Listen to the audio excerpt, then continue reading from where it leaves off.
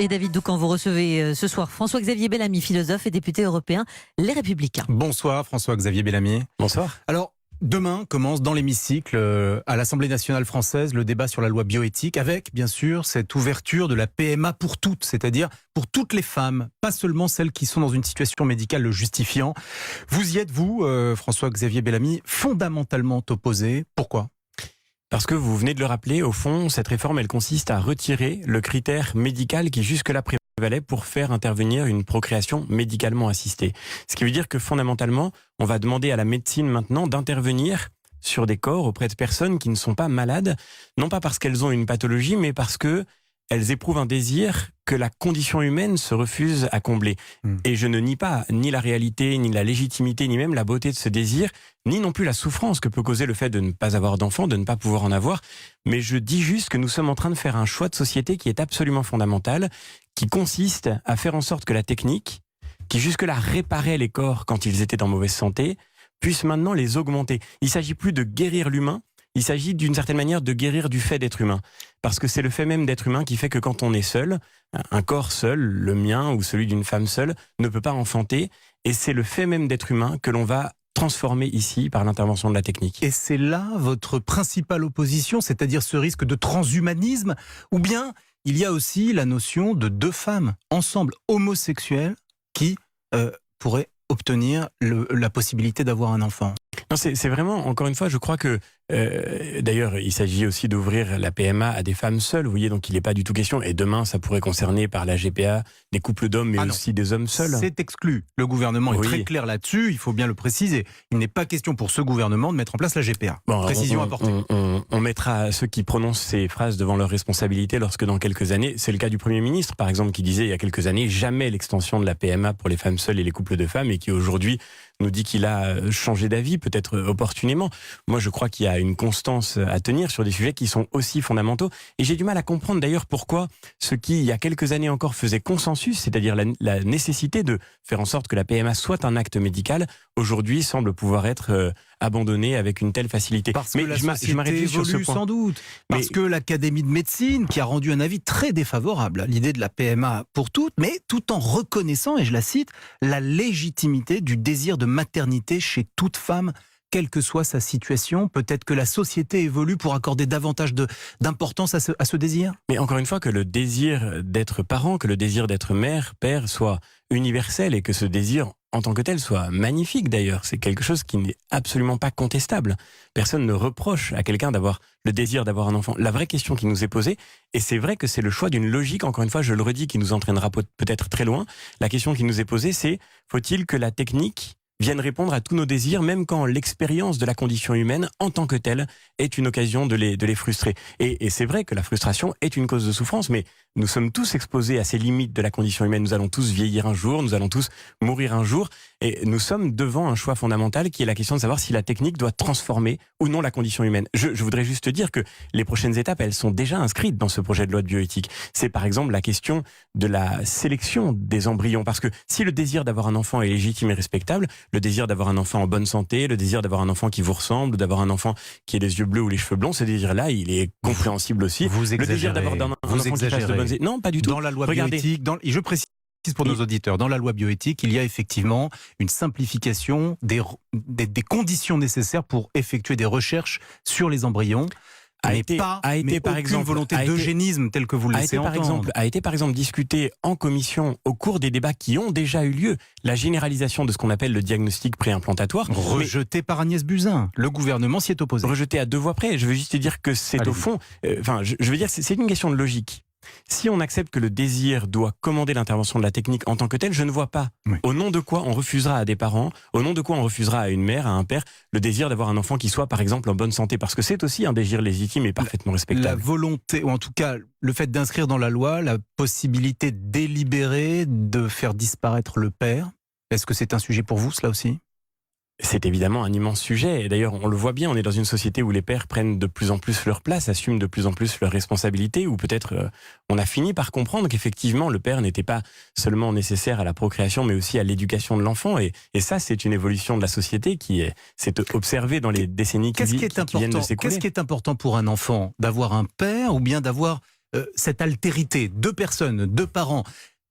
En somme, que considérez-vous comme plus problématique ? Un couple de femmes qui aurait la possibilité de procréer par PMA ou une femme seule ? Encore une fois, c'est pas une question de hiérarchiser. La vraie question qui nous est posée, c'est est-ce que nous voulons effectivement effacer la relation entre la parentalité, le fait d'être parent et l'expérience organique de l'engendrement. Aujourd'hui, Jean-Louis Touraine, qui est rapporteur du projet de loi, nous dit « la mère n'est plus celle qui accouche, la mère c'est celle qui veut être mère ». Donc on fait reposer la parentalité sur la simple expression de la volonté. Eh bien moi je crois que cette déconnexion entre nos corps et nos liens de famille, nos liens de parenté, cette déconnexion-là, elle augmente encore l'insécurité affective. C'est ce que rappelle l'Académie de médecine, que pourraient vivre demain des enfants qui auront peut-être du mal à se raconter leur propre histoire. On vous a entendu sur ce sujet. Passons à un autre aspect, celui du climat. Le président Macron est en ce moment à l'ONU. Il a revendiqué une augmentation des fonds pour le fameux fonds vert de la COP 21. Et puis il a eu ces propos étonnants en parlant de tous ces jeunes qui manifestent chaque vendredi. Bon, les dénonciations, on est au courant, a-t-il confié à certains de nos confrères dans l'avion qui l'emmenait à New York. Et puis il a ajouté qu'ils aillent manifester en Pologne. Parce qu'au fond, c'est bien la Pologne, explique-t-il, qui a bloqué l'agenda neutralité carbone 2050 en Europe. Êtes-vous choqué par ces propos du président de la République ? Au fond, on attend toujours d'un président de la République qu'il puisse nous dire ce qu'il veut faire pour répondre aux problèmes qui se posent aujourd'hui. Et je crois que des mots qui peuvent être parfois inutilement blessants ne font pas avancer le débat. Mais sur le fond, il est très clair qu'on ne peut pas résumer la question climatique à un débat émotionnel. Je suis étonné que le président de la République lui-même ait reçu Greta Thunberg à l'Élysée pour ensuite se prononcer d'une manière qui pourrait paraître un peu méprisante à l'égard de ces manifestations. Moi, mon sentiment, c'est qu'effectivement, les jeunes, je le dis aussi comme enseignant, les jeunes qui manifestent et qui expriment leur inquiétude devant l'avenir de notre planète, le font de façon très légitime, mais je crois que la manifestation ou la grève organisée le vendredi n'est pas la bonne idée, parce que ce dont nous aurons besoin, Emmanuel Macron, et sur ce point je suis d'accord avec lui, ce dont nous aurons besoin pour demain, pour résoudre les problèmes qui se posent, c'est pas d'abord d'une manifestation d'émotion, c'est d'abord de réponses rationnelles, de réponses techniques, d'une innovation supplémentaire, de progrès, et on a besoin de progrès. Alors est-ce que le président les apporte ces réponses quand vous le voyez agir à l'ONU, quand vous le voyez batailler avec tous les autres pays? Je le dis moi à tous les jeunes qui nous écoutent que